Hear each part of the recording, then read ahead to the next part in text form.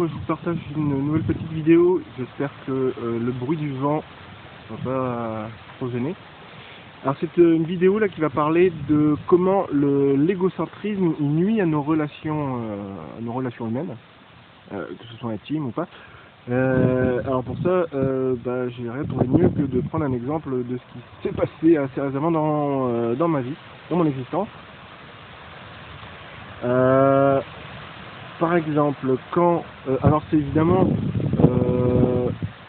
quand l'égocentrisme, c'est tout ramener à soi. Seulement, on n'a pas forcément conscience quand est-ce qu'on ramène à soi les propos. Si par exemple, on dit à quelqu'un, je voudrais ne plus manger de viande, hein, pour prendre un exemple de ma vie, on suppose que la personne, elle comprend ce qu'on veut dire par là.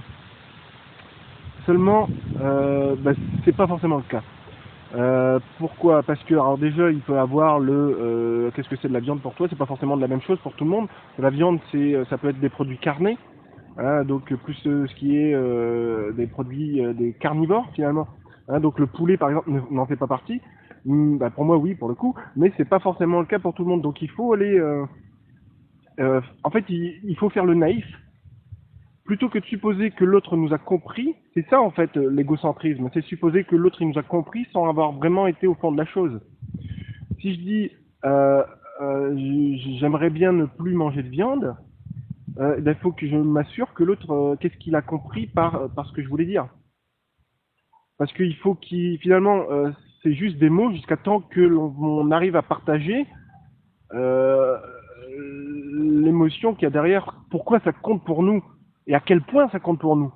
Une fois que l'autre il se rend compte que c'est vraiment important, que c'est primordial pour toi, que tu as vraiment envie de suivre ce chemin-là, l'autre il va te soutenir. Si tu ne cherches pas à comprendre comment l'autre t'a compris, à t'assurer comment l'autre t'a compris, il peut pas avoir de complicité, l'autre ne peut pas te soutenir. Tout ce qu'il va pouvoir soutenir, c'est ce qu'il aura compris. Mais si toi, s'il comprend pas la chose que tu as voulu faire passer, il va être à côté de la plaque, mais ce sera un peu de ta faute parce que tu n'auras pas cherché à bien te faire comprendre. Donc il faut faire le naïf. Qu'est-ce que tu as compris quand je dis je ne veux pas, j'aimerais arrêter de manger de la viande? Est-ce que tu as compris que c'était vraiment important pour moi, que ça a touché mes tripes, mes principes, mes valeurs? C'est quelque chose qui va me permettre d'être bien avec moi-même. Donc si je ne respecte pas ça, je vais pas être bien avec moi-même.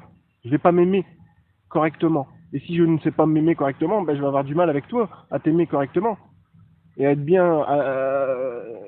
Tu vois un peu ce que je veux dire? Donc il faut faire le naïf. Est-ce que tu as bien entendu ce que j'ai dit? J'aimerais ne pas manger de viande. Pourquoi tu me proposes encore de la viande? Je t'ai dit que je voulais arrêter. Est-ce que tu as compris que c'était important pour moi? Est-ce que c'est vraiment... ça me permet d'être en harmonie avec mes principes, de me respecter, de respecter ce que j'ai compris de la vie? Alors bien après, c'est ça aussi qui permet finalement le débat. Parce que là, elle peut très bien penser, oui, non, mais pour moi, la viande c'est important, tu dois en manger parce que sinon, blablabla. Chacun a ses propres excuses. Et c'est à partir de ça que, à partir de là où on va pouvoir chercher à se comprendre en expliquant réciproquement nos visions. Voilà, voilà.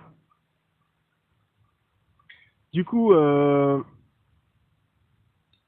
j'espère que ces petits éclaircissements sur ce qu'est l'égocentrisme, ça vous aidera autant que cette prise de conscience que j'ai eue aujourd'hui par rapport à ça, parce que c'est ça finalement. On pense être quelqu'un, et du coup on cherche à défendre ce que l'on est, et on pense que l'autre a compris, et de la même manière que notre propre vision. C'est ça l'égocentrisme. Donc j'ai été égocentrique là, puis ça a généré une incompréhension dans mon couple, dans une dispute. Mais ça m'a permis, là pour le coup j'ai assez l'habitude de me remettre en question, etc., de pouvoir prendre conscience de ça, et puis que la prochaine fois qu'il y a une situation similaire qui arrive, que je donne de l'importance à la compréhension que l'autre a de mes propos. Et donc justement ne pas me sentir important moi, puis être naïf, dire mais qu'est-ce que tu entends toi? C'est quoi la viande pour toi? Et est-ce que tu comprends que c'est important pour moi vraiment, tu vois, de le dire sur chercher à la compréhension de l'autre, parce que sinon on est dans le modèle de la compétition que nous offre la société.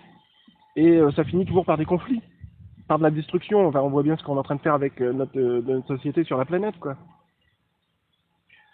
Du coup, voilà, s'oublier, oublier que l'on sait, et puis s'interroger, ou oublier que l'on croit savoir, arrêter de croire que l'on sait, pour laisser un espace où on va pouvoir interroger l'autre sur sa compréhension. Et je pense que c'est aussi un chemin vers l'amour, hein, finalement. Quand on est disposé à, à écouter l'autre et arrêter d'écouter la partie de nous qui pense et qui croit savoir. Et laisser exprimer la partie de nous qui ressent, qui dit ah, j'ai un mal-être là parce que je t'ai dit que je me sens pas bien là parce que je t'ai mentionné pourtant que je voulais arrêter de manger de la viande ou de boire de l'alcool, mais tu me sers de la viande quand même. Qu'est-ce qu'il y a derrière pourquoi tu fais ça, tu ne restes parce qu'après on se sent bafoué, on se sent on sent qu'on a vécu qu'on n'est pas respecté finalement. Mais en même temps, enfin, je veux dire, on est responsable aussi. Enfin, je suis responsable de ce qui s'est passé là, puisque j'ai pas respecté suffisamment ma partie de moi qui ressent pour l'exprimer d'une manière claire, plus claire. Et voilà, voilà. Et je vous remercie de votre attention. J'espère que cette petite vidéo, vous l'aurez trouvée sympa et pertinente. Je vous souhaite une bonne journée. Ciao!